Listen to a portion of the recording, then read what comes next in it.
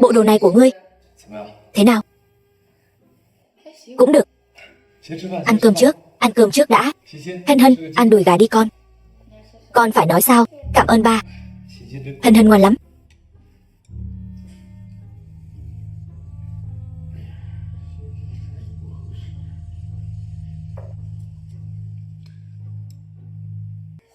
Bây giờ có thể nói rồi chứ? Thần thần bí bí. Ta muốn biến hợp đồng thành hôn ước. Ta muốn làm ba thật sự của Hân Hân, trở thành chồng thật sự của em.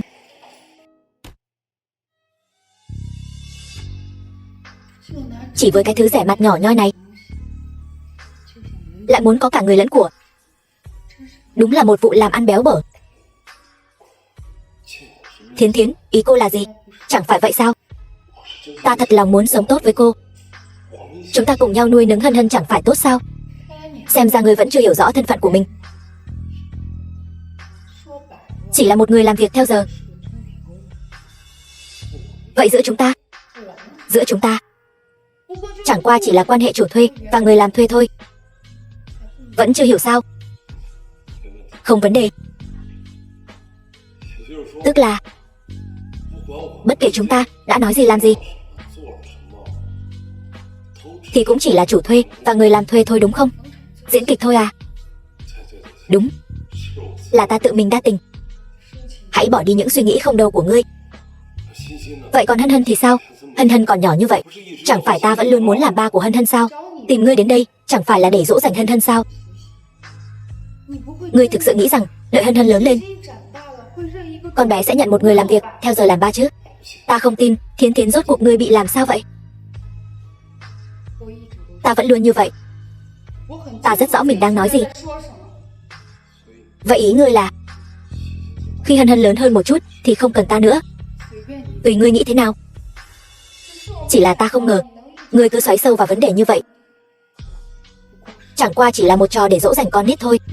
Đợi Hân Hân lớn lên tự nhiên sẽ không cần nữa. Trò lừa dối. Vậy rốt cuộc cô lừa dối Hân Hân hay là ta?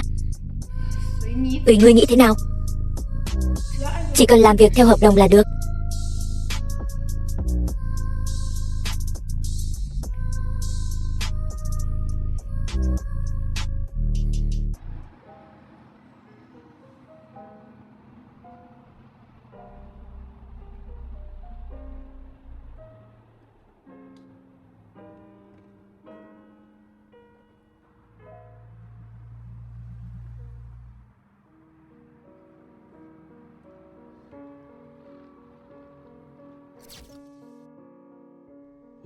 Ta không dám tin. Tất cả những điều này đều là trò lừa dối được dàn dựng. Ngươi không sao chứ? Cảm ơn. Không cần. Mẹ. Ba đâu? Ba đang bận. Hân Hân ngoan ngủ chưa đi con? Ba làm xong việc sẽ về. Ngoan.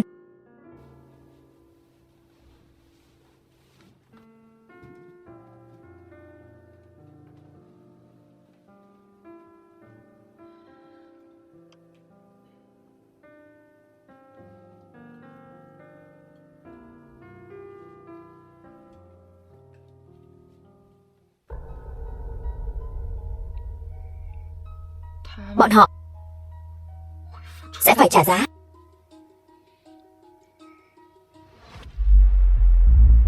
Tình Tuyết, sao ngươi lại ở đây? Gặp được ngươi thật tốt quá. Chuyện lần trước là tại ta. Thật xin lỗi, không nên động tay động chân. Lần trước ta cũng có lỗi. Là ta ăn nói quá nặng lời, xấu hổ quá. Nếu đã vậy, chúng ta huề nhau nhé.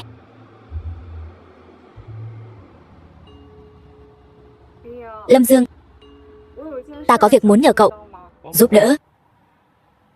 Có thể đừng để người phụ nữ của ngươi sa thải chồng ta không? Lâm Dương, ta cầu xin ngươi đấy. Chồng ngươi bị sa thải, sao lại liên quan đến ngươi? Ngươi khuyên nhủ người phụ nữ của ngươi đi, cầu xin cô ta rủ lòng thương. Vấn đề là ta có người phụ nữ nào đâu. Chính là người phụ nữ ở buổi họp lớp lần trước. Người gọi cậu là chồng đó chẳng phải là người phụ nữ của ngươi sao? Ta biết là ai rồi, nhưng mà mối quan hệ giữa ta và cô ta hơi phức tạp. Là cô ta muốn sa thải chồng ngươi, đúng vậy. Ta nghe nói, cô ta ở quanh đây. Ta đã loanh quanh khu này 3 ngày rồi. May mà gặp được ngươi. Chồng ngươi là người ở buổi họp lớp lần trước. Gọi là gì? Ngô gì đó. Không phải. Ta và Ngô Dũng đã chia tay rồi. Chồng ta bây giờ đối xử với ta rất tốt. Anh ấy là nhân viên lâu năm của tập đoàn Trần Thị. Tập đoàn Trần Thị? Hoàng Thiến này có quan hệ gì với tập đoàn Trần Thị? Hoàng Tổng là tổng giám đốc mới nhậm chức của tập đoàn Trần Thị. Ngươi không biết sao? Hoàng Tổng vừa nhậm chức ở tập đoàn Trần Thị liền chuẩn bị tiến hành tối ưu hóa nội bộ. Còn chồng ta chính là một trong những người bị tối ưu hóa. Được rồi, chuyện này ta biết rồi. Ta sẽ đi giúp ngươi dò hỏi. Thật sự cảm ơn ngươi. Vậy chúng ta lưu lại phương thức liên lạc nhé. Cũng được. Có tin tức gì ta sẽ liên lạc với ngươi. Thật sự cảm ơn ngươi. Vậy ta đi nghĩ cách khác. Hoàng Thiến, tập đoàn Trần Thị. Lâm Dương, tớ giúp cậu việc này. Chỉ được đãi thế này thôi à? Cậu chẳng phải thích thế này sao? Vẫn là cậu hiểu tớ nhất. Thịt nướng bia là càng uống càng vào. Nào Lâm Dương, cạn ly. Chuyện lần trước tớ nhờ cậu điều tra, thế nào rồi? Không phải nói chứ? Thật sự có manh mối, nhưng mà không nhiều. Đừng vòng vo nữa, mau kể tớ nghe đi. Vậy tớ kể cậu nghe nhé. Chuyện này tớ điều tra được cũng chỉ có nhiêu đây thôi. Sự ra đi của Vương Văn Bác và Trần Thi Vũ của tập đoàn Trần Thị không thể tách rời khỏi quan hệ. Hơn nữa, đằng sau chuyện này còn có bóng dáng của Trần Chủ tịch nữa. Còn gì nữa? Hết rồi. Chỉ vậy thôi. Ta đã tốn bao công sức mới điều tra được. Cũng chỉ có ngươi. Kẻ khác ta chẳng thèm để ý. Lại đây, uống đi. Lại đây Lâm Dương. Ông chủ, cho thêm 20 sen nữa. Thôi được rồi, đủ rồi, cũng được rồi.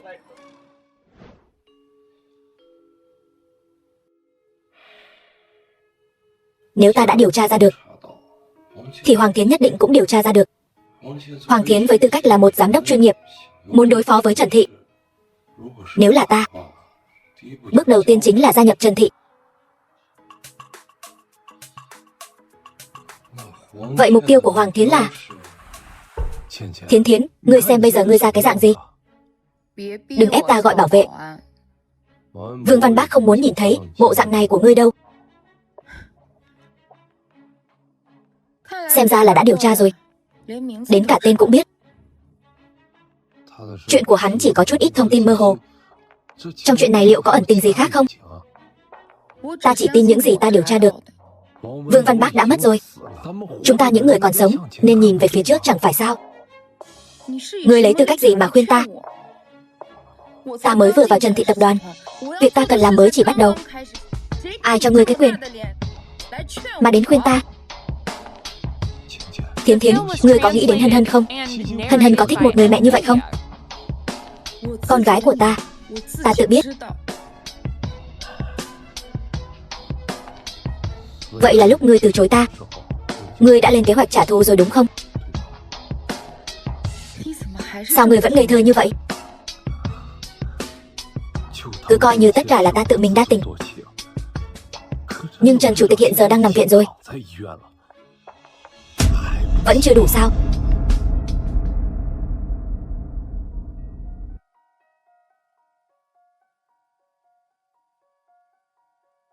Thi Vũ, ngươi về nghỉ ngơi trước đi. Ta không sao. Ta đã nghỉ ngơi đủ rồi. Tình hình công ty thế nào rồi? Hoàng Thiến hiện đang giữ chức vụ tổng giám đốc, đang mạnh tay cải tổ nội bộ. Có tin tức gì về hắn không? Đến lúc nào rồi? Ngươi còn nhớ đến Lâm Dương đó sao? Ta chỉ hỏi thăm thôi.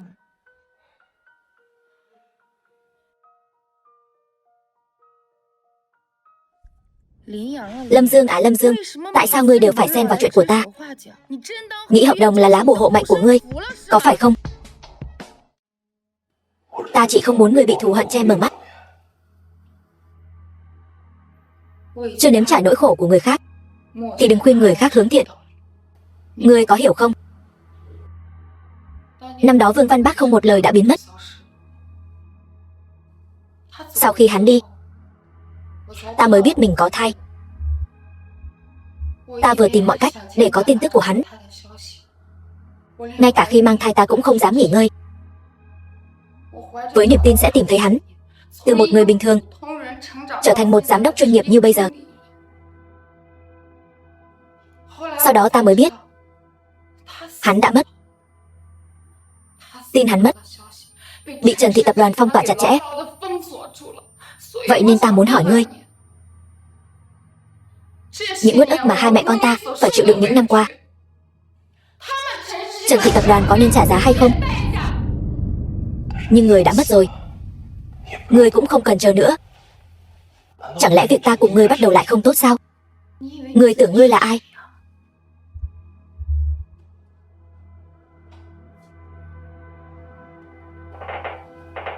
Ta tìm ngươi, ngươi tự mình cũng biết, không gì khác ngoài khuôn mặt này của ngươi. Trông khá giống Vương Văn Bác.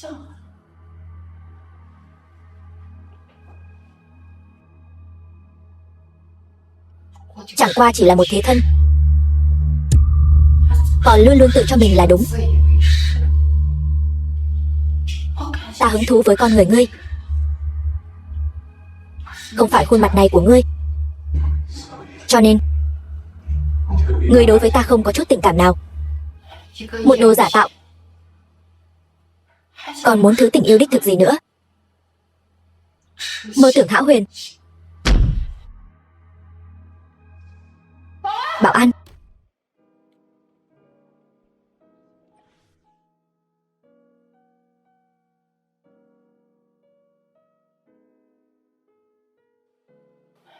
một đồ giả tạo, còn muốn thứ tình yêu đích thực gì nữa?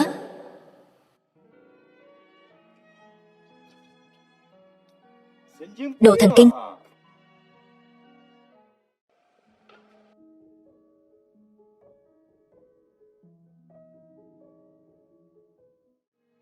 Giang tổng ngài không sao chứ? Lâm Dương, Giang tổng cẩn thận chú ý an toàn. Lâm Dương, ngươi đi xem Thì Vũ đi.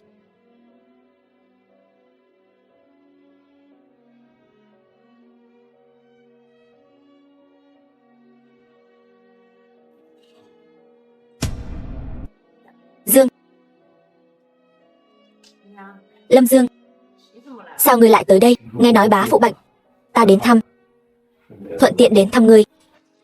Ngươi bây giờ đã thấy rồi, ngươi có thể đi rồi. Vậy ta để đồ xuống rồi đi. Ngươi có thể đi rồi. Ngươi phải ăn cho đàng hoàng, phải chăm sóc tốt cho bản thân. Nếu bệnh ngã xuống thì ai sẽ chăm sóc bá phụ? Ngươi tới rồi, có phải là đã tha thứ cho ta rồi không?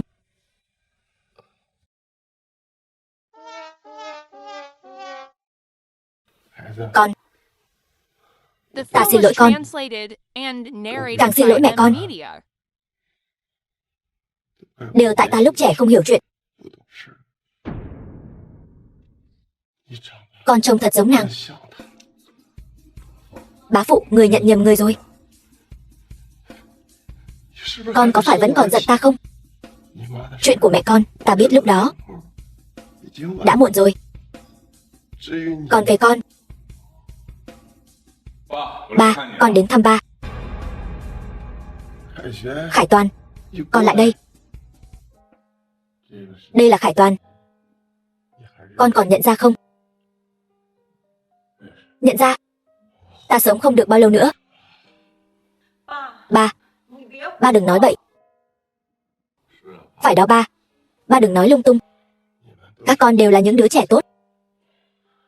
Cơ thể của ta tự biết. Sau khi ta đi rồi, tập đoàn sẽ giao cho con. Ba nói gì vậy? Tập đoàn giao cho con phải quản lý cho tốt. Tập đoàn là tâm huyết của mấy đời nhà họ Trần chúng ta. Còn có Khải Toàn. Khải Toàn sẽ giúp con. Ba yên tâm đi. Con nhất định sẽ giúp huynh ấy thật tốt. Hai con, hãy chăm sóc Thi Vũ giúp ta. Biết chưa? Ba, đừng nói nữa. Ba đừng nói nữa. Công chúa, đừng khóc nữa. Ba, mệt rồi.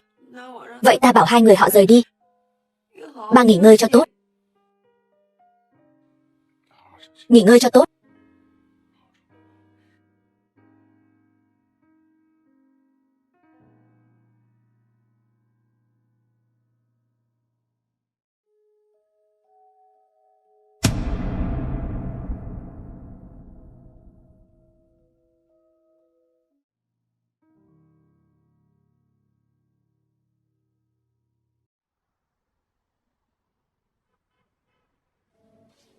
Trời ơi, quả thật giống hệt.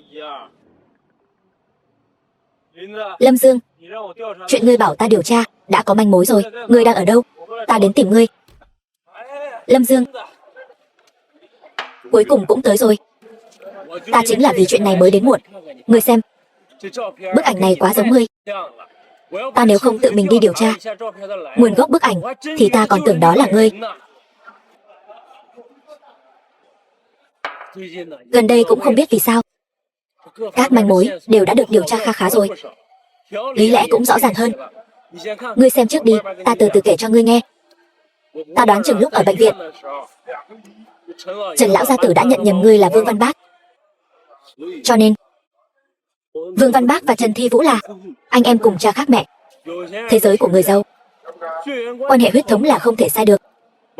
Mẹ của Vương Văn Bác lúc mang thai Vương Văn Bác, Trần lão gia tử không hề hay biết.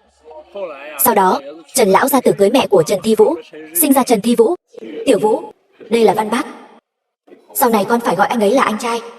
Hắn ta không phải anh trai con, hắn ta chỉ là đồ con hoang. Ngươi cũng ăn đi Lâm Dương. Về sau, hai anh em càng ngày càng thân thiết. Trần Thi Vũ suốt ngày lẽo đẽo theo sau hắn. Anh Bác, cứ anh Bác mà gọi. Chẳng lẽ ta sắp có chị dâu rồi sao? Thiên Thiến là người rất tốt, có dịp sẽ giới thiệu cho các người quen. Cửa nhà họ Trần ta không phải ai muốn vào cũng được. Đợi khi con kế thừa công ty rồi, ta sẽ sắp xếp đối tượng kết hôn thích hợp cho con. Ba, miễn bàn.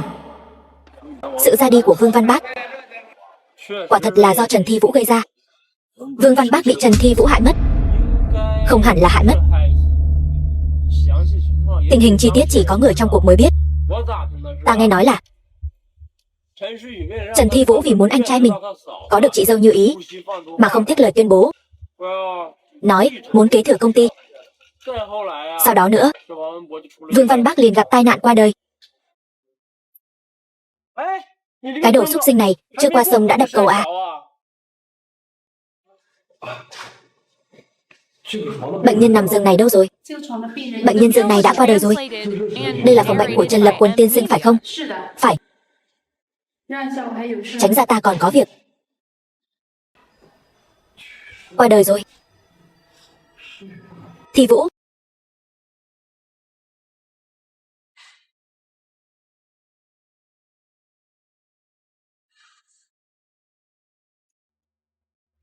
Hoàng Thiến, nhất định là cô ta đã làm gì đó. Hoàng Thiến, cô ra đây cho ta. Lâm tiên sinh, anh còn như vậy nữa ta sẽ báo cảnh sát. Buông tay ra. Lâm tiên sinh, anh không thể làm vậy. Hoàng Thiến, Trần tổng giám đốc lớn tuổi như vậy, người cũng không buông tha sao? Hân Hân, con có nhớ ba không? Ngươi không phải ba. Ngươi là kẻ lừa đảo. Hắn không phải ba, hắn là kẻ lừa đảo. Hân Hân ngoan, mẹ ở đây. Hoàng Thiến, cô điên rồi sao? Chuyện lớn như vậy của Trần tổng giám đốc, câm miệng. Ở đây không chào đón ngươi, cút đi cho ta. Cút ra ngoài. Mau đuổi hắn ta ra ngoài. Lâm tổng, mời đi lối này.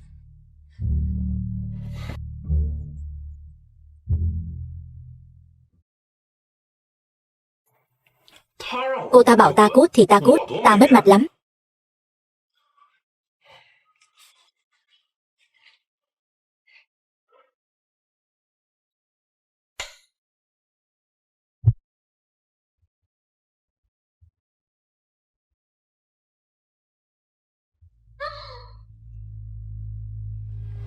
Đừng gọi, ta đến tìm ngươi có việc.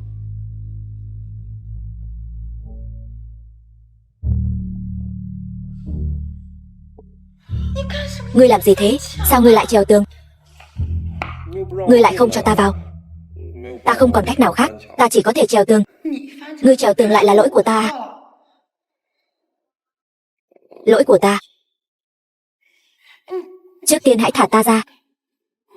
Nếu không thì chúng ta về phòng ngủ đi. Ta điều tra ra Vương Văn Bác là con riêng của Trần Lập Quân, là anh trai cùng cha khác mẹ của Trần Thi Vũ. Chuyện năm xưa còn có điều khuất tất. Trong chuyện này chắc chắn còn có vấn đề gì đó. Ngươi ra tay đừng vội vàng như vậy. Chuyện này ta đã biết từ lâu rồi. Vội vàng gì chứ? Trần Lập Quân đã mất rồi. Mất rồi? Ông ta mất khi nào? Không phải cô làm à? Ta còn chưa đứng vững gót chân đâu. Kế hoạch còn chưa kịp bắt đầu. Bệnh rất đột ngột. Hơn nữa lúc mất lại càng kỳ lạ. Vậy ngươi cho rằng chuyện này là ta làm rồi?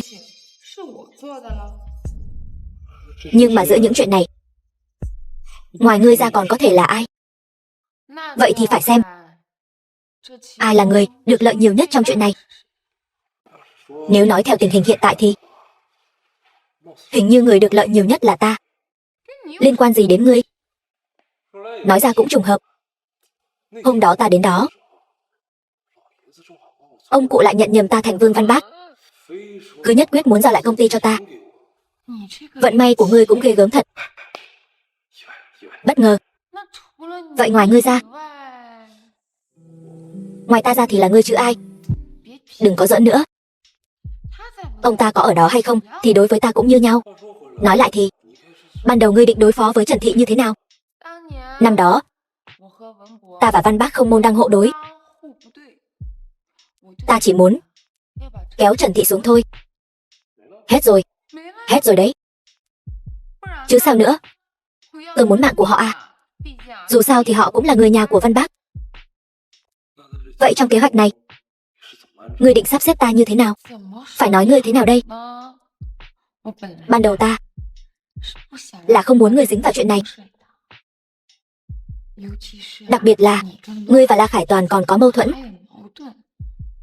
Chuyện này thì liên quan gì đến La Khải Toàn? Đối với La Khải Toàn, nếu loại trừ ngươi và ta bất ngờ xuất hiện,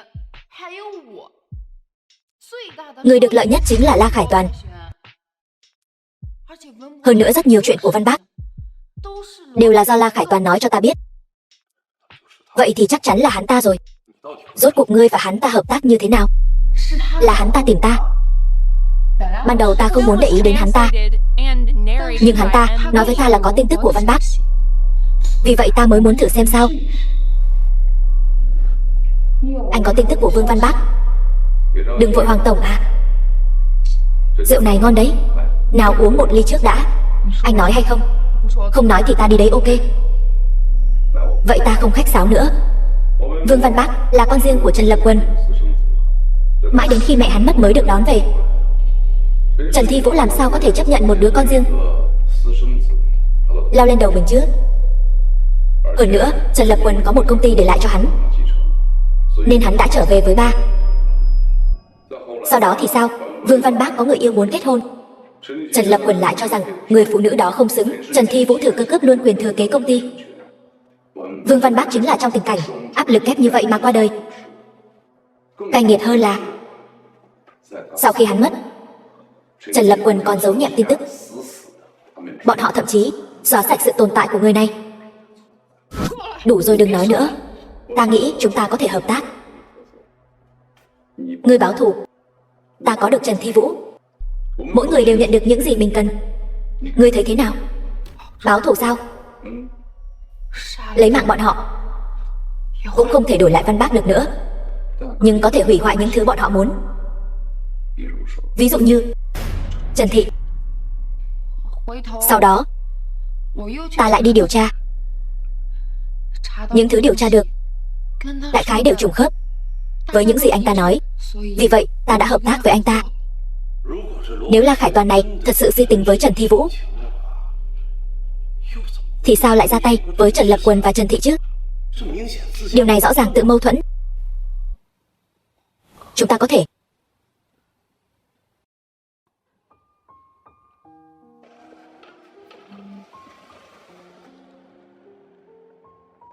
Giang tổng, ngươi không sao chứ? Chẳng lẽ mình thích anh ta rồi sao?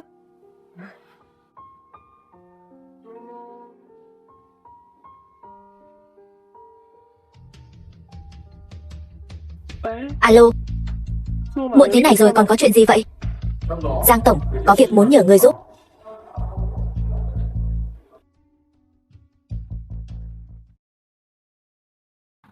Một lạy.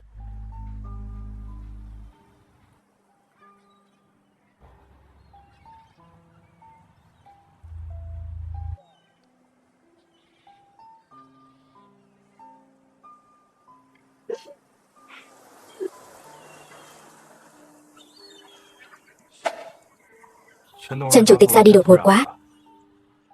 Đúng vậy, gánh nặng lớn như vậy rồi lên người Trần tiểu thư.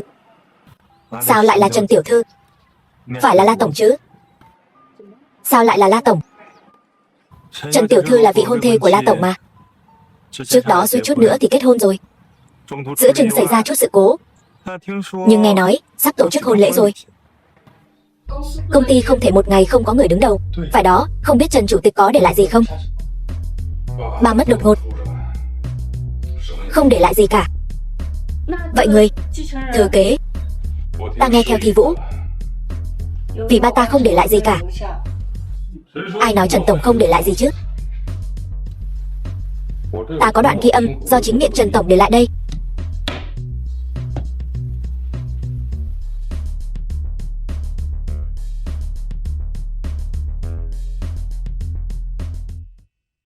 Đây đúng là giọng của Trần chủ tịch.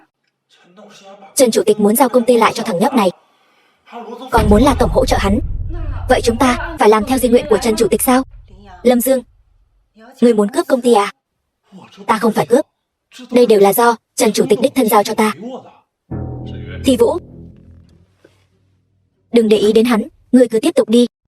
Trần chủ tịch muốn ngươi hỗ trợ ta quản lý công ty mà. Đoạn ghi âm đó không có hiệu lực. Di nguyện của Trần chủ tịch sao lại không có hiệu lực được? Bởi vì ngươi chả là cái thá gì. Lừa đảo. Câu này của cô nói quá đáng rồi đấy. Đây đều là do Trần chủ tịch đích thân nói. Ta có ép ông ấy đâu. Rõ ràng là cha ta nhận nhầm ngươi. Những lời này của cha ta căn bản không phải nói với ngươi. Đưa bằng chứng ra coi. Ta và La Khải Toàn chính là nhân chứng. Cha ta hoàn toàn không có ý định giao công ty cho ngươi. Hai người đều là người thừa kế. Lời của hai người không có sức thuyết phục.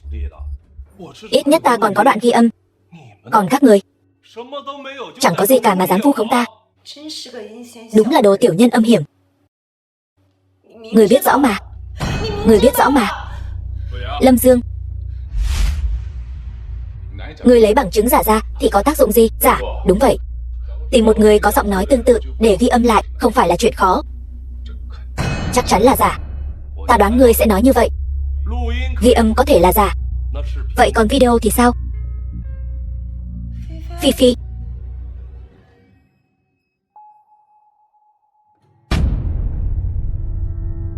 bây giờ tin chưa? Không phải như vậy. Kẻ lừa đảo. Ngươi là đồ lừa đảo. Ta có thể chứng minh những gì Thi Vũ nói đều là sự thật. Hắn ta chính là kẻ lừa đảo. Chứng minh thì có tác dụng gì? Ngươi phải đưa ra bằng chứng chứ. Nếu mọi người không có vấn đề gì nữa, chúng ta sẽ làm theo di nguyện của Trần tổng. Không thể nào. Người thừa kế ban đầu là La Khải Toàn. La tổng muốn kế thừa công ty thì phải kết hôn với cô chứ. Hay là Trần tiểu thư đã kết hôn khi nào vậy? Ta không biết. Cha vừa mới mất. Chúng ta đương nhiên là chưa thể kết hôn. Tuy nhiên chúng ta đã định ngày cưới rồi. Định ngày cưới tức là vẫn chưa kết hôn. Vậy ngươi lấy quyền thừa kế ở đâu ra? Vậy bây giờ ta sẽ đi đăng ký kết hôn với hắn. Muốn trong thời gian tang lễ của Trần tổng mà đi đăng ký kết hôn sao? Mọi người hãy bình tĩnh lại. Tin rằng ta không cần phải tự giới thiệu nữa chứ. Ta có một đề nghị. Mọi người không ngại thì nghe thử xem. Ngươi cứ nói. Bây giờ vị trí chủ tịch hội đồng quản trị giao cho ai, tin rằng mọi người đều sẽ không đồng ý. Chỉ bằng bây giờ cứ để ta tạm thời đảm nhiệm chức vụ chủ tịch hội đồng quản trị thực hiện quyền hạn, đợi khi nào các vị bàn bạc ra kết quả, ta sẽ nhường lại vị trí chủ tịch hội đồng quản trị cho các vị. Mọi người thấy thế nào? Ngươi dựa vào cái gì? Trình độ chuyên môn. Ở đây ta nói thứ hai, không ai dám nói thứ nhất đâu. Ta thấy Hoàng tổng nói rất có lý.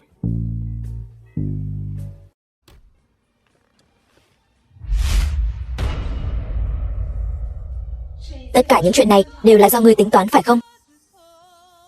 Ngươi đã biết chuyện của bác ca từ trước rồi. Ngươi với Hoàng Thiến cũng thông đồng với nhau về chuyện của Vương Văn Bác. Bây giờ ta thực sự rất tò mò. Bây giờ ngươi có thể nói cho ta biết chuyện của hai người. Đừng lôi ta vào. Ta còn có việc xin phép. Ta sẽ không nói cho ngươi biết bất cứ chuyện gì về bác ca. Ngươi cũng đừng hòng lợi dụng khuôn mặt giống bác ca này để làm gì. Vậy thì thật đáng tiếc. Đồ vong ân bội nghĩa. Ta sẽ không buông tha người đâu.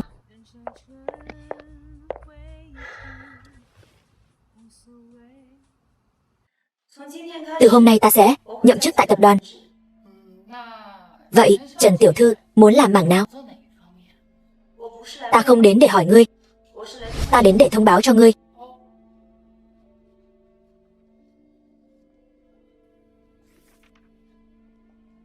Trong công ty không có quản lý cấp cao nào họ Lâm cả.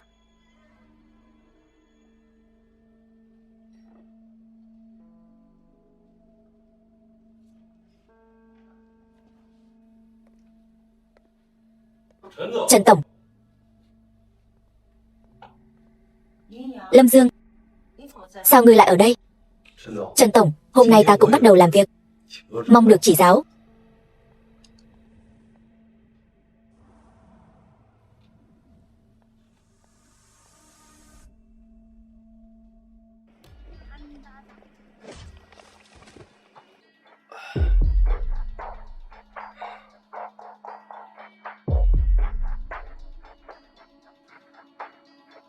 Các ngươi là ai? Người mất mạng không cần biết quá nhiều. Các người muốn tiền sao? Ta có tiền. Ta có thể cho các người rất nhiều tiền. Không cần tiền của ngươi. Có người sai khiến ngươi đúng không? Là ai?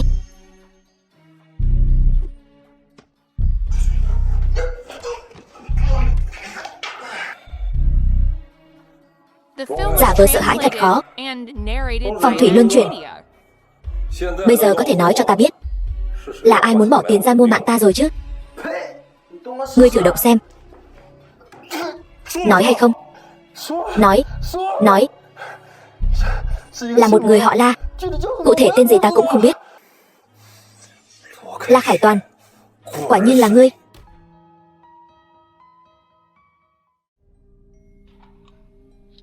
Sao lại bị thương? Ta biết Vương Văn Bác mất mạng như thế nào. Ngươi mau nói cho ta biết La Khải Toàn đã ra tay với ta. Ta đã đánh bại kẻ ra tay. Kẻ ra tay nói với ta trước đó đã hại một người rất giống ta. Ta nghi ngờ đó chính là Vương Văn Bác. Giống ngươi. Lại quen biết La Khải Toàn. Chỉ có thể là Văn Bác. Hơn nữa thời gian cũng khớp. La Khải Toàn, ta sẽ xử ngươi. Thiến Thiến, bình tĩnh lại. Ngươi còn có Hân Hân mà. Đúng, ta còn có Hân Hân. Ta muốn kiện La Khải Toàn, nhưng chúng ta không có chứng cứ. La Khải Toàn rất cẩn thận. Hắn ta không giao dịch trực tiếp. Hơn nữa, tài khoản đều là tài khoản nước ngoài. Chẳng lẽ chúng ta không còn cách nào sao? Chẳng lẽ chúng ta chỉ có thể trơ mắt nhìn sao? Chỉ cần là do hắn ta làm, nhất định sẽ có dấu vết. Như vậy đi, ta sẽ đi đánh rắn động cỏ. Người tiếp tục đứng về phía hắn. Chỉ cần hắn ta lộ ra sơ hở, chúng ta sẽ có cơ hội. Đợi chứng cứ xác thực, sẽ đưa hắn ta ra trước pháp luật. Được, ta nghe ngươi.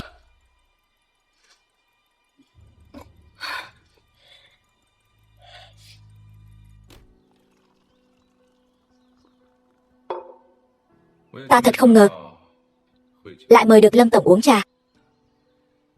Phải đó, La Tổng. Ta cũng suýt nữa thì nghĩ chén trà này ta không còn cơ hội uống nữa rồi. Ai ngờ được lại xảy ra chút chuyện, tình hình bỗng chốc đảo ngược. Lâm Tổng vận may thật tốt. Ta cũng thấy vận may của mình không tệ. Ta cũng đang thắc mắc, bỗng nhiên lại có được vài manh mối. Hơn nữa, tiện thể ta còn biết được vài điều khác. Lâm Tổng có gì thắc mắc, cứ nói ra. Có lẽ ta có thể cho ngươi vài câu trả lời. Chuyện này, ta thật sự phải thỉnh giáo ngươi La Tổng. Lâm Tổng cứ nói. La Tổng, ngươi nói cái người trông rất giống ta, có phải tên là Vương Văn Bác không? Lâm Dương, đừng vòng vo Tam Quốc nữa, có gì cứ nói thẳng. La Tổng, ông chủ lớn như vậy mà định lực của ngươi chỉ có vậy thôi sao? Cũng không có chuyện gì, chỉ là đúng lúc bọn người bắt cóc ta. Trước đó hắn đã từng bắt cóc một người trông rất giống ta. Nghe nói người đặt hàng lần này đều họ La. Chỉ là không biết La Tổng có ấn tượng gì về chuyện này không? Lâm Tổng không phải rất thích nói bằng chứng sao? Hôm nay cứ đưa bằng chứng ra, có khi ta lại có chút ấn tượng. Ta nghĩ La Tổng đối với chuyện Trần Lão gia qua đời chắc chắn còn rõ hơn ta. Lâm Tổng thật biết nói đùa. Người ta mất mạng thì liên quan gì đến ta? Hay là ngươi cũng muốn cùng ông ta trò chuyện? Ta nghĩ người Trần Lão gia muốn trò chuyện hơn chính là ngươi.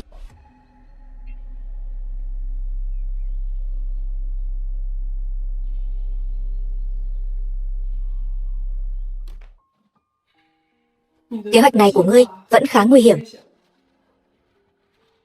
Không làm như vậy, La Khải Toàn có thể sẽ làm hại nhiều người hơn. Trước là Vương Văn Bác, sau là Trần Tổng, rồi đến ta. Ta nghi ngờ mục tiêu tiếp theo có thể là Thi Vũ. Lẽ nào ngươi có thể không quan tâm sao? Vậy nếu người bị thương thì sao? Đây là giấy chuyển nhượng cổ phần của ta. Giấy chuyển nhượng. Mục đích của ngươi là gì? Mục đích là ngươi vào công ty hỗ trợ Thi Vũ, giúp cô ấy nhanh chóng trưởng thành, tiếp quản công ty. Nhưng mà cứ quyết định vậy đi, còn ta sẽ đi theo dõi La Khải Toàn, thuận tiện thu thập thêm bằng chứng. Được, ta biết rồi. Đúng rồi, nếu Thi Vũ hỏi ngươi cách này từ đâu ra, nhất định đừng nói là ta đưa cho, cứ nói là ngươi tự nghĩ cách có được. Có chỗ nào cần ta phối hợp thì cứ nói với ta. Lâm Dương, cứ quyết định vậy đi, ta đi trước đây.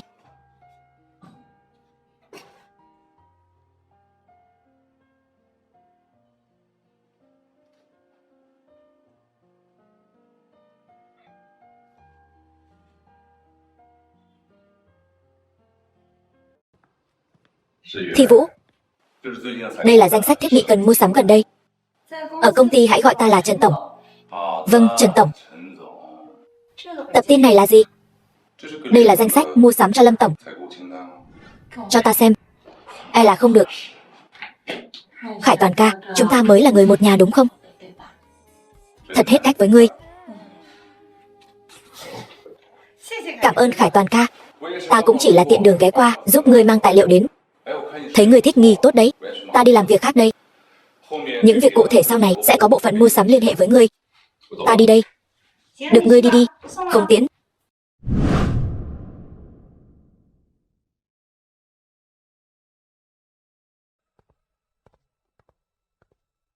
Trần Tổng, chỉ có đợt này cần mua sắm.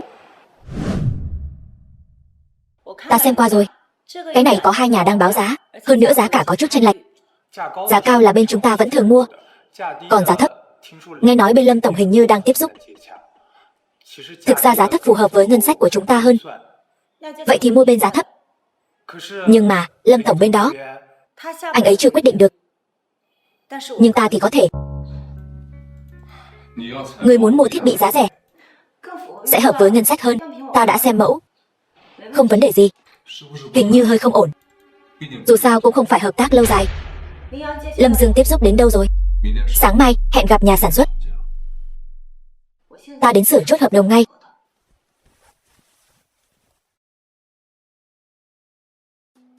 Lâm Dương, muốn đấu với ta? Không có cửa đâu. Trần Tổng thật là lợi hại. Đơn giá mua thấp hơn trước nhiều đấy. Lần đầu tiên ta thấy việc mua sắm được kiểm soát chặt chẽ trong phạm vi ngân sách. Nghe nói Lâm Tổng cũng đã tiếp xúc, nhưng không có kết quả gì. Đừng nói đến Lâm Tổng nữa, mấy hôm nay không thấy ông ấy đến. Triệu Xưởng, thiết bị mới đã được sắp xếp cho mọi người rồi. Đơn hàng tiếp theo phải vất vả rồi. Trần Tổng yên tâm, nếu thiết bị không có vấn đề, đơn hàng 300 triệu này nhất định sẽ giao đúng hẹn. Phải hoàn thành đơn hàng này thì mới thưởng cho mọi người. Vậy ta xin thay mặt mọi người cảm ơn Trần Tổng. Xưởng trưởng không ổn rồi. Hốt hoảng như vậy là sao? Không thấy Trần Tổng đang ở đây à?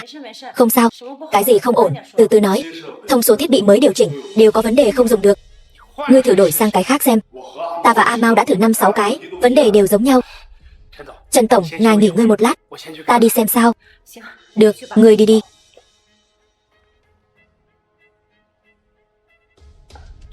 Trần Tổng, thiết bị đều có vấn đề. Các thông số này hoàn toàn khác với yêu cầu của chúng ta. Sản phẩm làm không ra. Sao lại thế này? Phải kịp ngày giao hàng. Trong vòng 3 ngày phải khởi công, nếu không thì...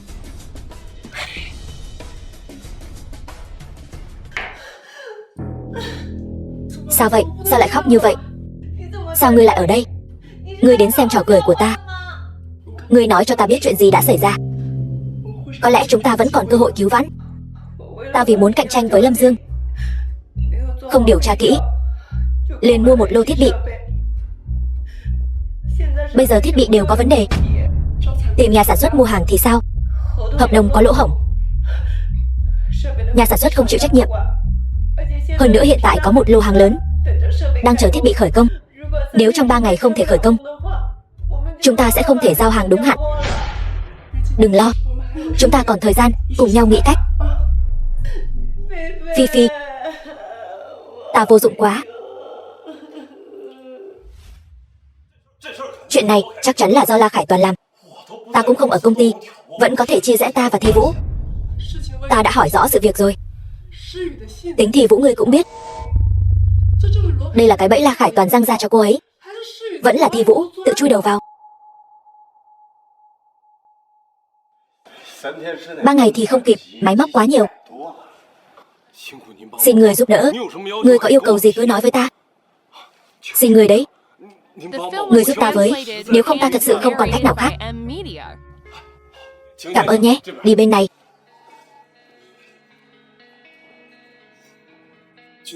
Tất cả những thứ này đều là của chúng ta. Thiết bị hiện tại nhất định phải làm cho xong. Người nghĩ xem trong vòng 3 ngày này, ta nhất định phải làm cho xong. Người xem chúng ta bắt đầu từ cái nào trước.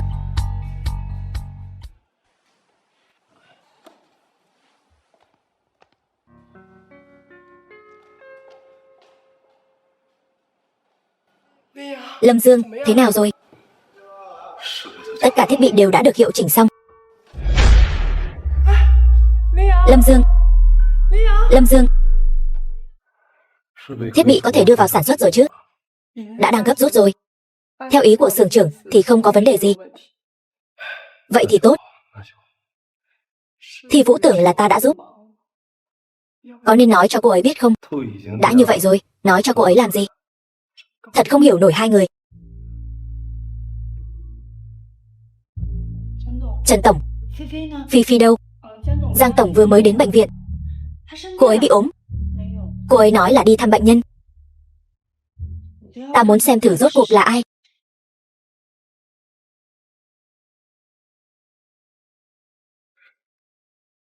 Sao Phi Phi lại đến thăm anh ta?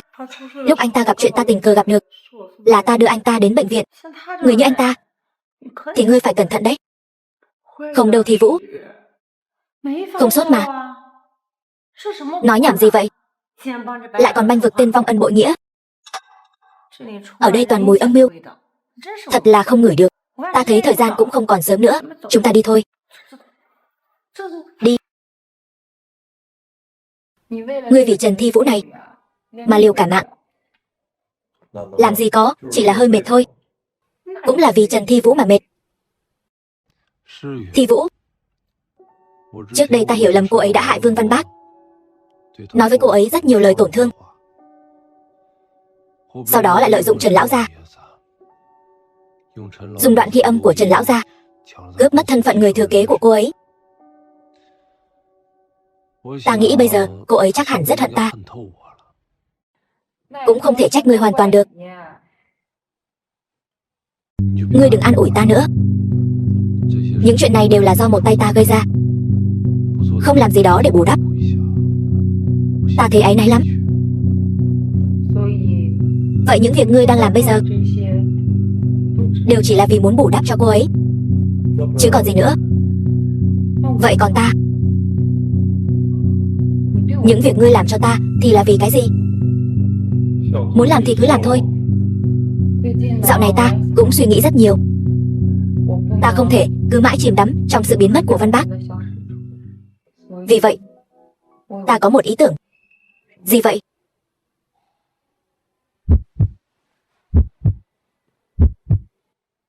Ta đã nghĩ về lời đề nghị trước đây của ngươi. Không biết bây giờ ngươi đã thay đổi ý định chưa? Ngươi có thể từ từ suy nghĩ. Nhưng ta muốn nói, ngươi không phải là người thay thế, ngươi cũng không phải là thế thân. Trong mắt ta, ngươi chính là ngươi. Hoàng tổng nhà ta có hơi căng thẳng nhỉ? Ngươi còn nói nữa. Vừa rồi ta không phải do dự, mà là rất cảm động. Không ngờ ngươi lại tìm được nó. Không phải tìm lại được, mà là vừa mới thấy.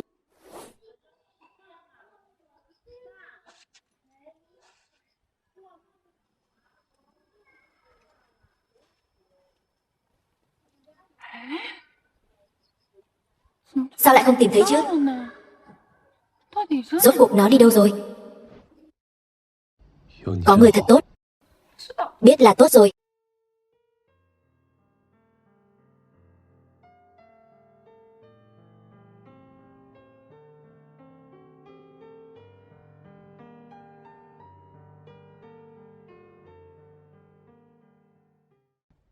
Chúng ta làm lành rồi, Hân Hân phải làm sao? Lần trước Hân Hân nhìn thấy ta còn nói ta là kẻ lừa đảo. Nhất định là cái tên La Khải Toàn đó. Hân Hân mới chơi với hắn ta vài lần, sau khi quay lại đối với người khác hẳn. Trẻ con không phải đều như vậy sao? Chỉ là không biết Hân Hân có thể chấp nhận ta lại hay không. Còn chuyện làm Lâm Dương lo lắng sao? Đương nhiên rồi, ngươi và Hân Hân đều là người quan trọng nhất. Có câu nói này của ngươi, ta liền yên tâm. Chuyện Hân Hân ngươi cứ yên tâm, ta sẽ giải quyết. Nàng phải dỗ dành cho tốt. Cho dù nó không chấp nhận được, ta cũng không vội. Ta có thể chờ từ từ. Được.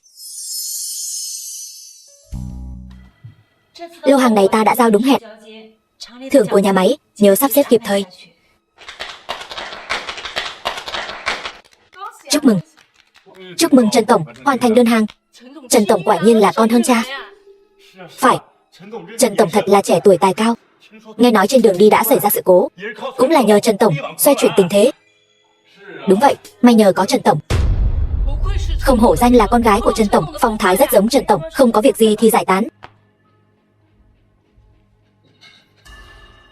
10 phút nữa, đến văn phòng ta.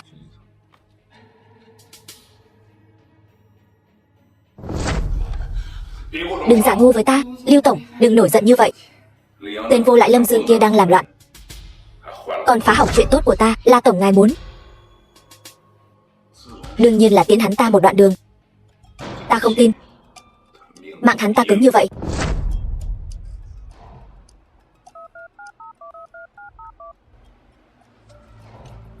Lâm Dương, ngươi cẩn thận. La Khải Toàn muốn ra tay với người đó.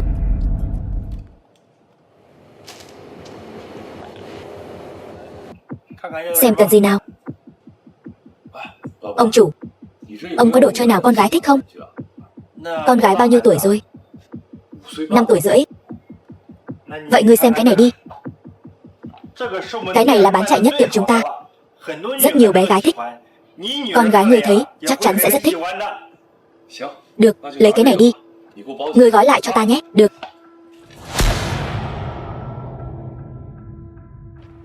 Lúc này mà ngươi đến tìm ta, không sợ bị La Khải Toàn phát hiện sao?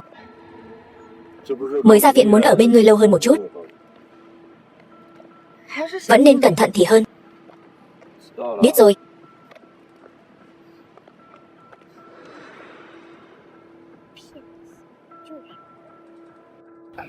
Hân Hân, phải lễ phép. Hắn ta là đồ lừa đảo. Hân Hân, thích búp bê Barbie không?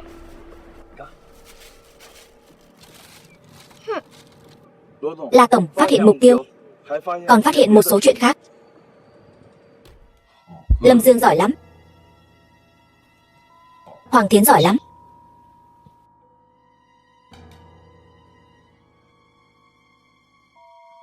Tiến hành theo kế hoạch. Lại giúp ta làm thêm một việc nữa. Alo, ta là bác sĩ điều trị cho mẹ ngươi. À, bác sĩ Lưu, có chuyện gì vậy? Bệnh tình của mẹ ngươi đang trở nặng, mời ngươi đến đây ngay nhé. Vâng, ta đến ngay. Ngươi đi trước đi, lát nữa ta đưa Hân Hân về nhà. Chuyện tiền nong ngươi đừng lo. Được. Bác sĩ, bệnh tình của mẹ ta không phải vẫn ổn định sao? Ta cũng chỉ vừa mới thăm khám, mới phát hiện tình trạng của mẹ ngươi không ổn. Chỉ là chuyện này, ta phải đi họp với nhóm chuyên gia. Lâm tiên sinh, ngươi vui lòng đợi chút.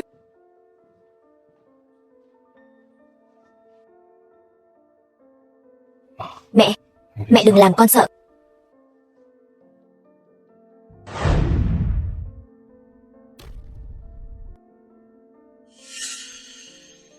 Thuốc này ta cũng từng thấy ở phòng bệnh của Trần Tổng. La Tổng, Hân Hân chỉ là một đứa trẻ, thật là một đứa trẻ đáng yêu. Hân Hân, mẹ gọi điện đến rồi.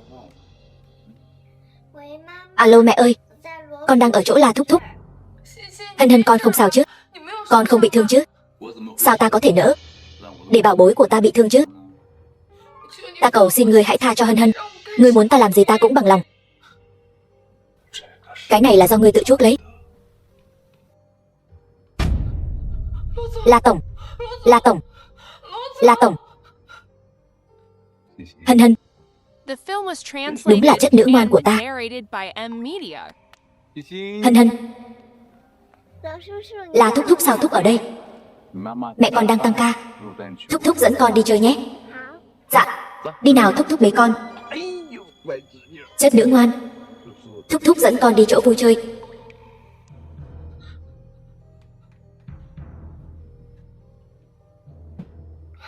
Alo La Tổng, ta sai rồi.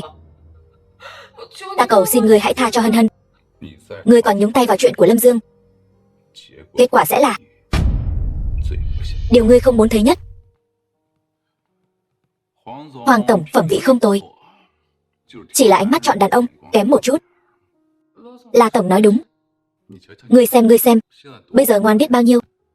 Ngươi sớm như vậy chẳng phải tốt hơn sao? La Tổng, ngươi có chuyện gì cứ nhắm vào ta. Hân Hân con bé vô tội, kỳ thực ta cũng không muốn. Ai bảo ngươi chỉ cần đàn ông, không cần Hân Hân chứ? Ta cũng không còn cách nào khác, miễn cưỡng giúp ngươi trông nom con bé. Hơn nữa, trên danh nghĩa, Hân Hân cũng là đại chất nữ của ta đúng không? Ý gì đây? Ý gì?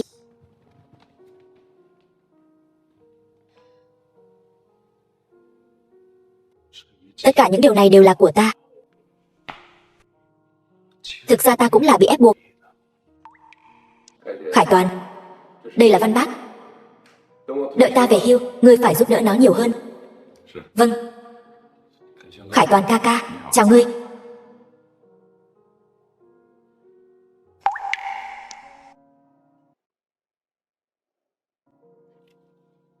Khải Toàn ca ca, mau nhìn kìa, bác ca thật lợi hại.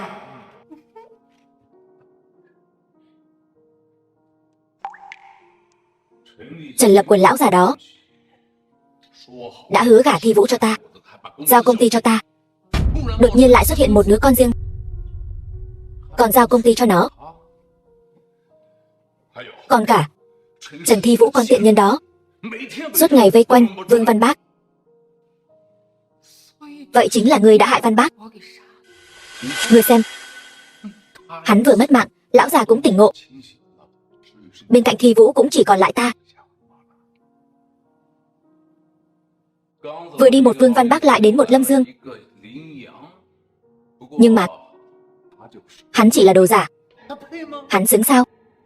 Đúng, hắn không xứng. La tổng nói đúng. Hắn bất quá chỉ là một món đồ giả mà thôi.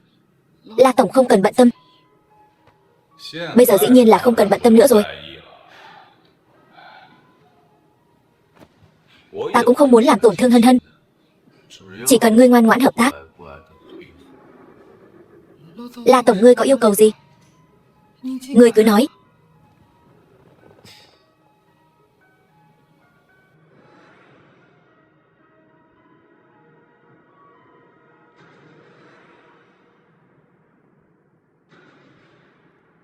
Bác sĩ, Lâm tiên sinh, mẹ ta sao rồi? Mẹ của ngươi tạm thời đã qua cơn nguy kịch.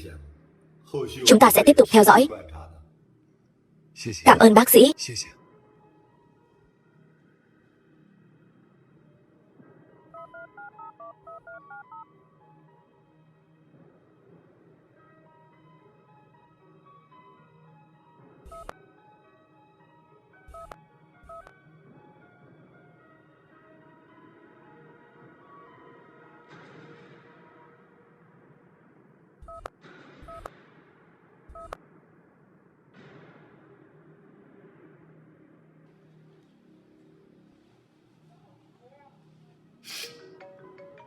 Lâm Dương.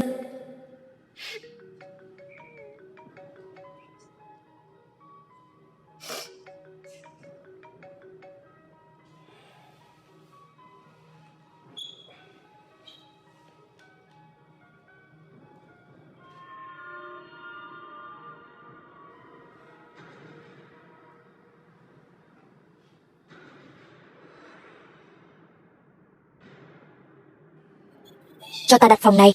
Tiên sinh vui lòng xuất trình thẻ hội viên. Không có. Chúng ta làm việc theo chế độ hội viên. Không phải hạng người nào cũng có thể vào đây. Ồn ào làm gì thế này? Quản lý, hắn ta không có thẻ hội viên mà vẫn đặt được phòng. Tiên sinh, nếu không có thẻ hội viên thì xin thứ lỗi không tiếp. Không biết cái này được không?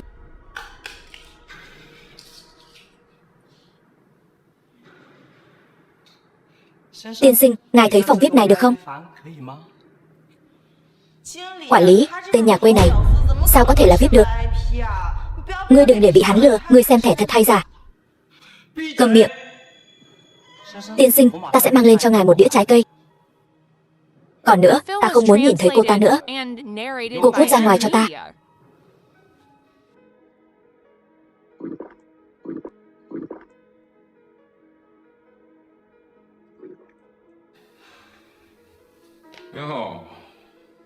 Lâm tổng uống nhiều rồi đấy.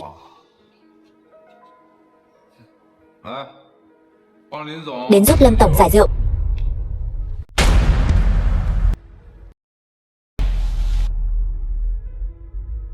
Thằng danh con, ngươi không phải rất ngông sao? Ngông à? Cho tao xem nào.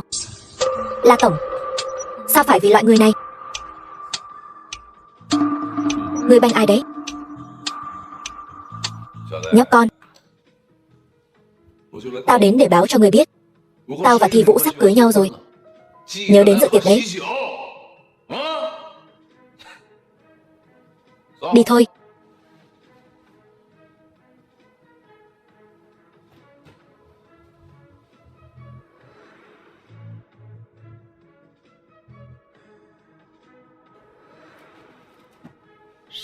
Thi Vũ, ngươi tỉnh táo lại đi. Phi Phi, ta rất tỉnh táo. Cứ coi như là ta hoàn thành tâm nguyện của ba đi. Thi Vũ, La Khải Toàn không phải người tốt. Phi Phi, ta chỉ có thể gả cho Khải Toàn ca ca mới có thể hoàn toàn đánh bại Hoàng Thiến, lấy lại công ty. Ta không gả cho anh ta thì ta biết làm sao? Tìm Lâm Dương chứ sao? Phi Phi, ngươi lại đi bênh vực Lâm Dương. Anh ấy không hề thay đổi. Lâm Dương hắn thật sự rất tốt. Kẻ chủ mưu đứng sau mọi chuyện chính là La Khải Toàn. Ngươi đang nói bậy bạ gì vậy? Thi Vũ, sự việc không phải như ngươi nghĩ đâu. Vậy ngươi nói xem sự việc rốt cuộc là như thế nào? Nếu không phải Lâm Dương, thì công ty đã sớm là của La Khải Toàn rồi. Ta bằng lòng giao công ty cho anh ta. Dù anh ta là hung thủ sát hại Vương Văn Bác, dù anh ta có thể là hung thủ sát hại ba người.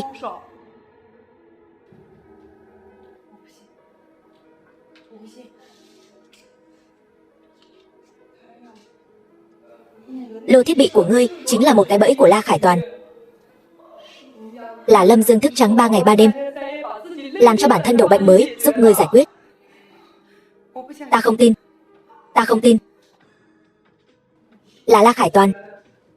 La Khải Toàn mới là kẻ lòng lang dạ sói. Tiến hành theo kế hoạch. Giúp ta thêm một việc nữa. Ta không tin.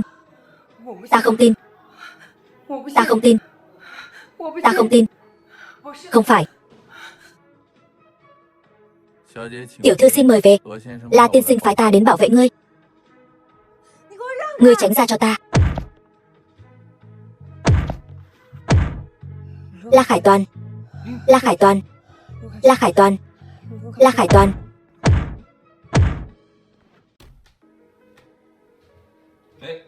Thi Vũ, ngươi đến vừa đúng lúc. Lại đây. Ngươi xem những thiệp mời này. Ngươi thích cái nào? Xem thử, chọn một cái đi.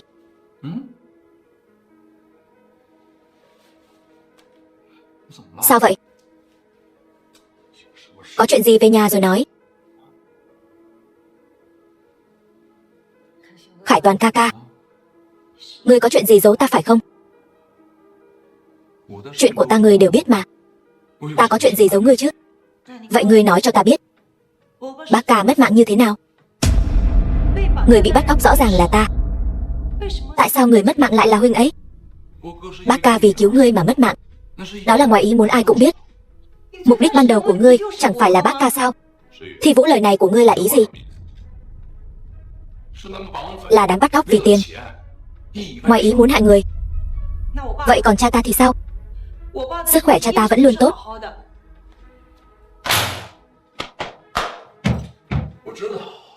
Ta biết cha mất đối với ngươi đả kích rất lớn.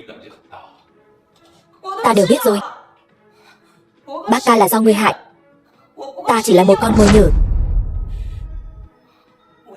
Cha ta thân thể quá tốt, vẫn luôn cản trở ngươi phải không? Vậy người tiếp theo có phải nên đến lượt ta rồi không? Nếu ngươi đã biết hết rồi, ta cũng không giả vờ với ngươi nữa. Không sai. Bọn họ đều đáng đời. Bọn họ đều đáng mất mạng. Thì ra thật sự là như vậy.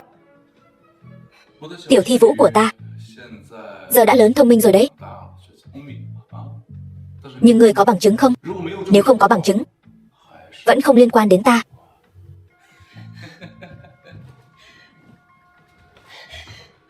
La Khải Toàn, ta sẽ không gả cho ngươi. Ta nhất định sẽ tìm được bằng chứng.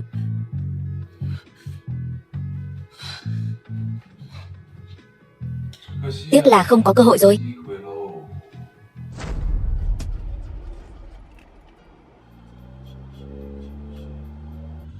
Thi Vũ, chúng ta đến nhà ta trước nhé.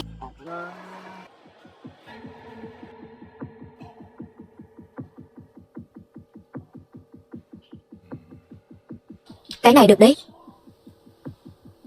Chỉ là không biết có dùng được không.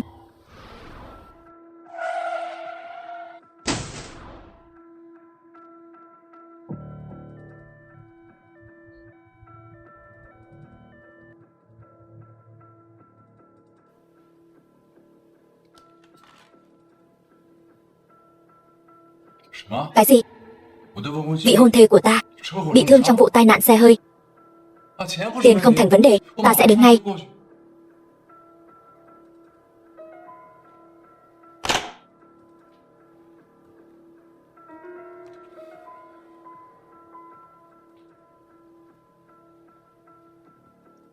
Tiền đã chuyển rồi.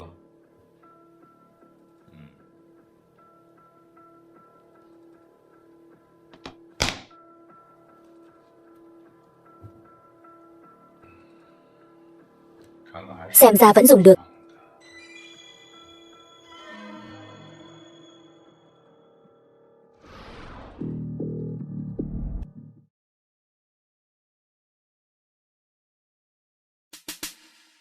Bác sĩ, thì vụ cô ấy thế nào rồi? Ca phẫu thuật rất thuận lợi.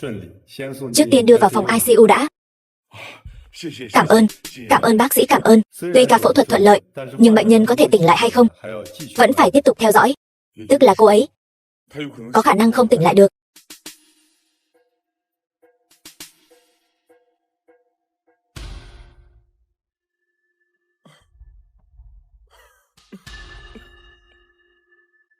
La tổng, ngươi cũng đừng quá đau lòng. Bác sĩ chỉ nói là có khả năng thôi. Có người ở đây, Trần tổng nhất định sẽ tỉnh lại. Cảm ơn lời an ủi của ngươi. Ta đi vệ sinh một lát.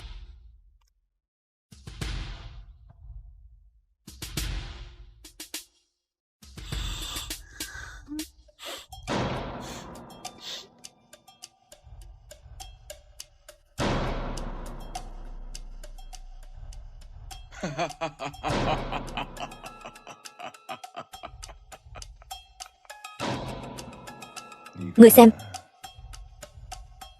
ông trời cũng giúp ta.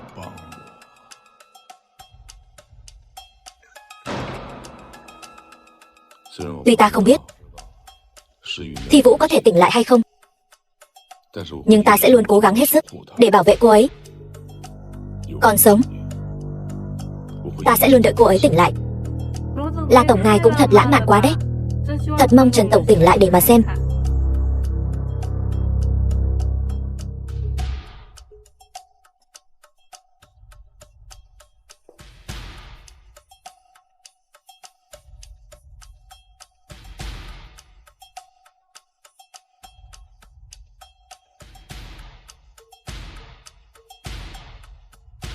Tiểu Thi Vũ,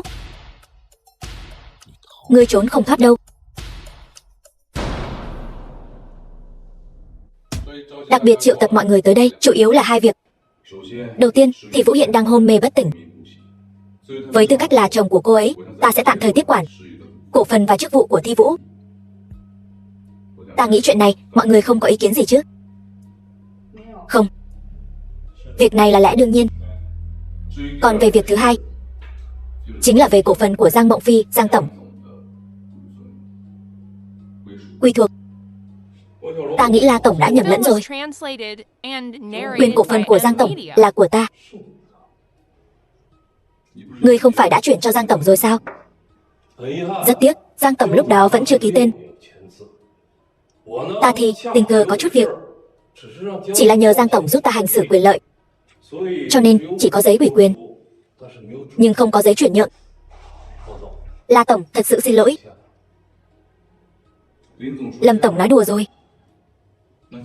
Vậy nếu đã như vậy, chúng ta không bằng nói chuyện khác đi. Mời nói. Chuyện này ta nghĩ vẫn nên để Hoàng tổng nói thì hơn. Đã được La tổng dặn dò, ta nói thẳng luôn. Lâm Dương chính là một tên lừa đảo. Thiến Thiến, Lâm Dương chỉ là một thằng giao hàng thôi. Dựa vào việc có vài phần giống con trai Trần tổng, lừa gạt chủ tịch, lén lút ghi âm lại. Đây chính là bằng chứng. Đây chẳng phải là tiểu thư sao? Lâm Dương còn cố tình tiếp cận tiểu thư, vì vậy ta có lý do để nghi ngờ tai nạn xe của tiểu thư không phải là tai nạn.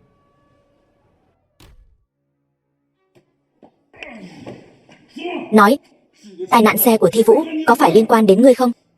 Có phải ngươi không? Là ngươi. Tất cả đều là do ngươi làm đúng không? Lâm Dương, đừng giả vờ nữa. Tốt nhất đừng để ta điều tra ra được gì. Lâm Dương, đồ lừa đảo. Cổ phần vẫn nên do Trần tổng kế thừa. Hiện tại Trần tổng đang hôn mê, do La tổng thay mặt hành xử quyền lực, không còn gì thích hợp hơn. Công ty sắp đổi vận rồi. Sao hai người họ lại đánh nhau rồi? Về phần Lâm Dương, đúng vậy, chính là ta làm. La Khải Toàn, cái tên Lâm Dương này, đồ lừa đảo, đuổi hắn ra khỏi Trần thị cho ta.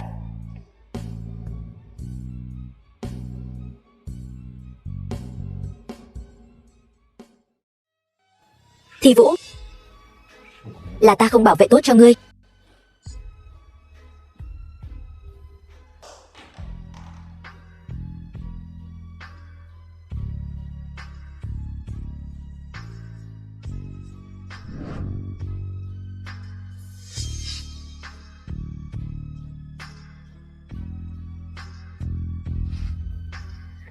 La Khải Toàn, Thi Vũ đã như vậy rồi mà vẫn không tha. Lâm Dương, ngươi coi ta là FBI đấy à? Đụng đến mạng người đấy. Ngươi thử nghĩ cách khác xem. Được, ta sẽ đi dò la thêm. Được, tí nữa nói chuyện với ngươi. Có người gõ cửa.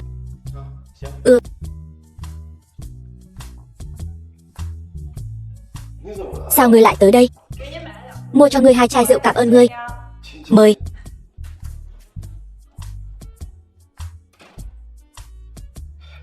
Chuyện nhỏ mà còn phải cảm ơn gì chứ? Cảm ơn anh đã giúp chồng ta giữ được việc làm. Tối ưu nội bộ là đang muốn thị uy sao? Ngươi chắc chắn bây giờ muốn nói chuyện này sao?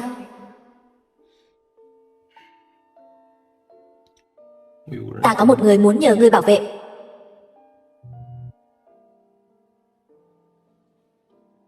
Vậy ngươi muốn tạ ơn ta như thế nào? Vô cùng cảm kích, chỉ có thể lấy thân báo đáp.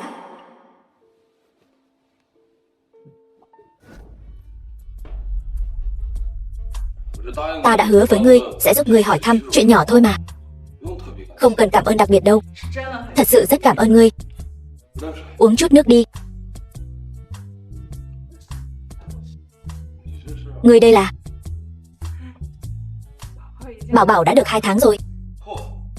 Chúc mừng. Nói đến Bảo Bảo, trước đây ta có thấy con của ngươi khóc ở một khu chung cư cũ. Có phải gửi nuôi ở nhà họ hàng không? Con của ta. Ta cứ tưởng đó là con của ngươi. Là con của ta, ngươi còn nhớ vị trí không? Có chút ấn tượng.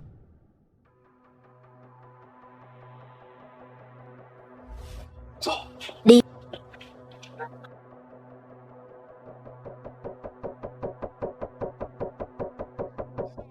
Làm gì đấy? Sao trông quen quen vậy?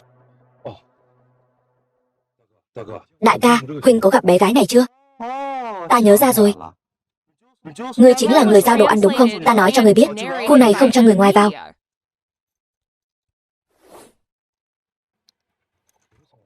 Không phải giao đồ ăn, ta là chủ hộ ở đây. Mời ngài.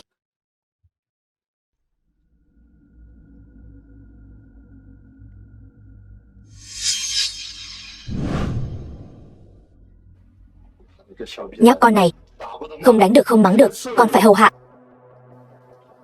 Thôi được rồi, đừng có lại nhảy nữa. Mau vào giúp một tay đi.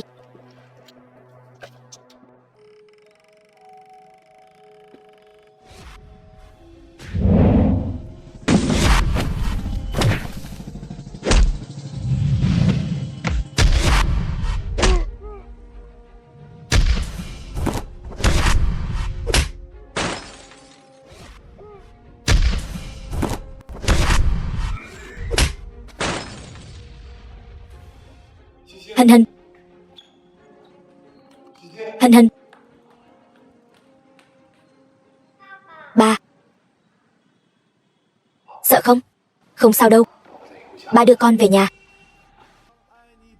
Đi.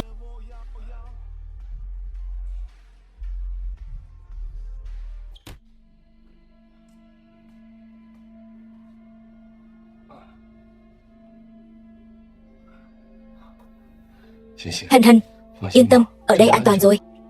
Một lát nữa, ba sẽ đưa con đi tìm mẹ. Được không?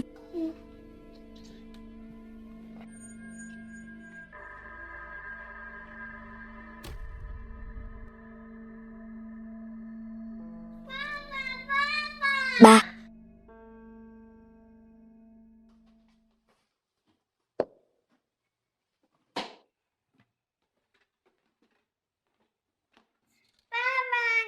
Ba đừng mất mạng.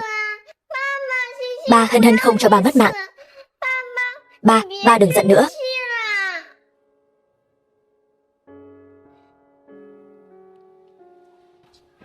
Ba không sao. Ba chỉ hơi mệt thôi. Hân Hân ngoan.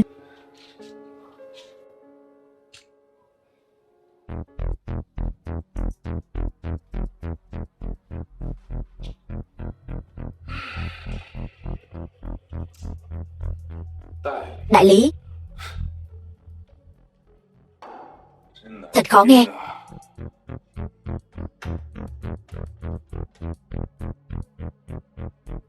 Bảo Hoàng Thiến đến văn phòng ta một chuyến.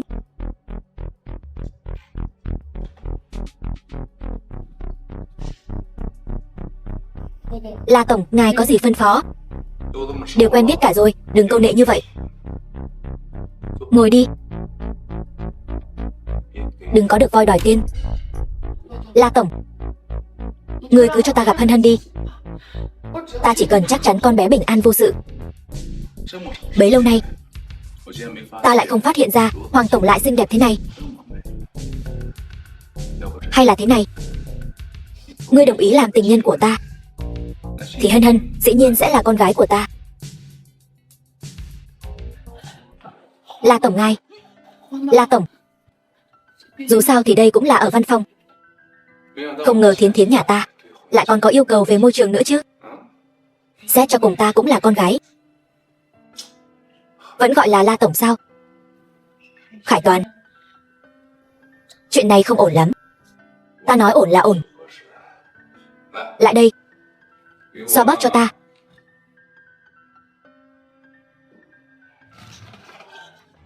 Làm gì vậy? Đi thôi. Đi mau, buông ta ra. Buông ta ra. Thiến Thiến không sao chứ? Hân Hân vẫn còn trong tay La Khải Toàn. Yên tâm, Hân Hân đang ở trong tay ta.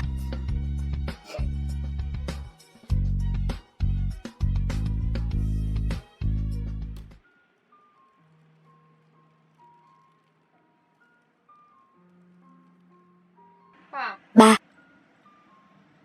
con sẽ theo Văn Bác. Gọi ba một tiếng ba. Đây là Hân Hân, con gái của con và Văn Bác. Mẹ ơi, đây là ai vậy? Đây là ba của ba Hân Hân. Gọi ông nội đi con. Ông nội. Trần chủ tịch, ta là Lâm Dương. Rất xin lỗi vì không cứu được ngươi, cũng không bảo vệ được Thi Vũ. Ngươi đã làm rất tốt rồi. Tiếc là không có cơ hội quen biết ngươi. Lâm Dương bây giờ rất tốt. Hân Hân cũng rất đáng yêu. Mẹ ơi, đây là ba sao? Là ba con. Nhưng mà ba với ba không phải giống nhau sao?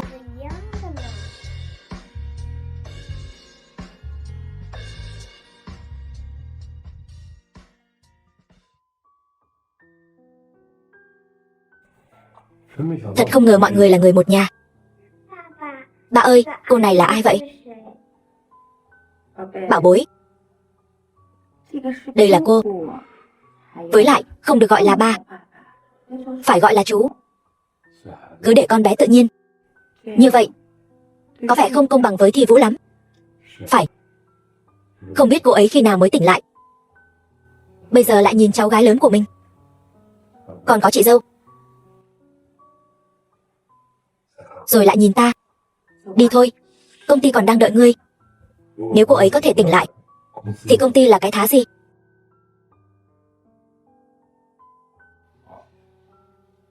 Hóa ra ta quan trọng đến vậy sao? Chị dâu, chị đừng cướp chồng ta đấy nhé.